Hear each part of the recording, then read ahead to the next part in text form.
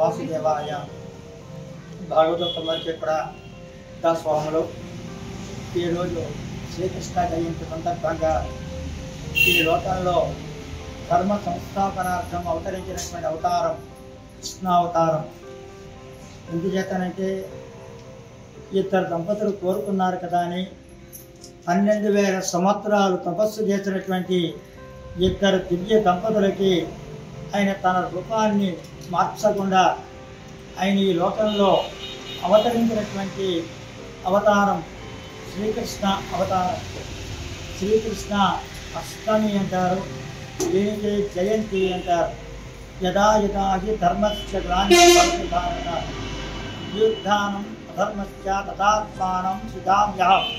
ఎప్పుడైతే ధర్మానికి గ్లాని కలుగుతుందో అప్పుడు ఈ లోకంలో తాను అవతరిస్తాను అన్నాడు. అందుచేతనే కృష్ణ పరమాత్మ అవతరించి మనమందరము కూడా తరించడానికి వీలుగా ఈ లోకానికి శ్రీమద్ భగవద్గీత అనేటువంటి గ్రంథాన్ని మనందరికీ కూడా అందించి కృష్ణుడు ఏ విధంగా భగవద్గీతలో చెప్పాడో ఆ విధంగా మానవుడు ఆచరించాలి. ఇది కృష్ణావతారం యొక్క లక్ష్యం. రాముడు ఏ విధంగా నడిచి చూపించాడో ఆ విధంగా మానవుడు నడవాలి. కృష్ణుడు ఏ విధంగా చెప్పాడో భగవద్గీతలో ఆ విధంగా మానవుడు నడవాలి. ఇది కృష్ణావతారం యొక్క ప్రధానమైనటువంటి లక్ష్యం. దీనిని యావత్ భక్తులందరూ కూడా జరుపుకునేటువంటి ఉత్సవం. ఆయనకి ఏమి ఇవ్వాలి అంటే కొండంత దేవుడికి ఘోరం ఇస్తే చాలు, కొండంత ఒక్కటే. ఆయనకి ఇష్టమైనటువంటిది భక్తిపూర్వకంగా ప్రేమపూర్వకంగా ఆయనకి ఇష్టమైనటువంటి వెన్నపూస, అటుకులు, పెరుగు, పాలు, వీటితో ఒక తులసి దళాన్ని ఆయన పాదాల దగ్గర సమర్పించి స్వామి నేను నీ వాడను అంటే చాలుడా కృష్ణ పరమాత్మ మనందరినీ కూడా ఉద్ధరిస్తారుడా. అటువంటి విశేషమైనటువంటి శ్రీకృష్ణ జయంతి రోజుని మనమందరము కూడా స్వామివారికి మనస్ఫూర్తిగా స్వామివారికి యథోచితంగా మనకి యథాశక్తిగా స్వామివారికి కైంకర్యాలు చేసుకుంటూ పరమాత్మ యొక్క నామాన్ని గోవింద నామాన్ని స్మరిస్తూ కృష్ణావతార లక్ష్యం ఏమిటి అంటే గోవిందనామమే. గోవిందుడు అంటే కృష్ణ పరమాత్మే. ఆనాడు గోవర్ధన పర్వతాన్ని పైకెత్తి గోపాలుని అలాగే వత్సములు దూడలు అందరినీ రక్షించి బ్రహ్మగారి ద్వారా ఇంద్రుడి యొక్క సందేశం ద్వారా గోవింద అని బిరుదు పొంది గోవింద అభిషేకం పొందినటువంటి ఆ కృష్ణ పరమాత్మని గోవింద అని స్మరిస్తే చాలుడా మన పాపాలన్నీ కూడా పోతాయి. ఏ వ్యక్తులైతే శ్రీ గోవింద గోవింద అని 2 సార్లు అంటారో మనం చేసిన పాపాలు చెయ్యబోయే పాపాలు ఈ 2 కూడా పోతాయి.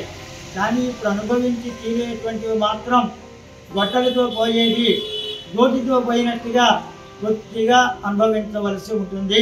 తర్వాత మరలా జన్మ లేకుండా కైవల్యం పొందాలి అంటే కృష్ణ పరమాత్మ యొక్క పాదాలను ఆశ్రయించాలి అని కృష్ణావతారం మనకు తెలియజేస్తుంది. సులభమైనటువంటి పరిపూర్ణమైనటువంటి అవతారం కృష్ణావతారం. అన్ని వర్గాలతో అన్ని జాతులతో అన్ని వయస్సుల వారితో కూడా ఇమిడిపోయినటువంటి అవతారం కృష్ణావతారం. సౌలభ్యానికి సౌందర్యానికి కూడా మూలమైనటువంటి అవతారం కృష్ణావతారం. మనస్సు పైకి చెప్పలేనటువంటి దూడల కోసం కూడా ఆయన పడినటువంటి ఆవేదన భాగవతంలో అక్కడ శ్రీశుకుల వారు మనకు అందిస్తారు. అందుచేతనే అన్ని అవతారాల్లో సంపూర్ణమైన అవతారం కృష్ణావతారం అని మనం తెలుసుకొని ఆ స్వామివారిని మనం అందరము కూడా యథాశక్తి గోవింద నామంతో భజించితే కనుక అందుచేతనే గోవిందం పరమానందం అంటారు. ఆనందం కలగాలి అంటే గోవిందుడిని ఆశ్రయించాలి. ప్రతి వారికి ఇప్పుడు లోటు ఏమిటంటే ఆనందం లేదు. ఆనందం లేదు అంటే ధర్మతో ఆనందం రాదు, ఇంకొక దాంతో ఆనందం రాదు. ఆనందం కావాలి అంటే ఆనంద పురుషుడిని పట్టుకోవాలి. అందుకనే కృష్ణ కృష్ణ అంటే నిరతిశయమైన ఆనందాన్ని అందించేటువంటి వాడు కృష్ణ పరమాత్మ అని పెద్దలు చెప్తారు. అటువంటి పరమాత్మను మనం అందరము కూడా సేవించి సకల ఐశ్వర్యాలు పొంది ఈ దేహం వదిలిన తర్వాత తిరిగి మరలా జన్మ లేకుండా పరమాత్మ యొక్క సాహిత్యాన్ని పొందడానికి ప్రయత్నం చేద్దాం. జై శ్రీమన్నారాయణ.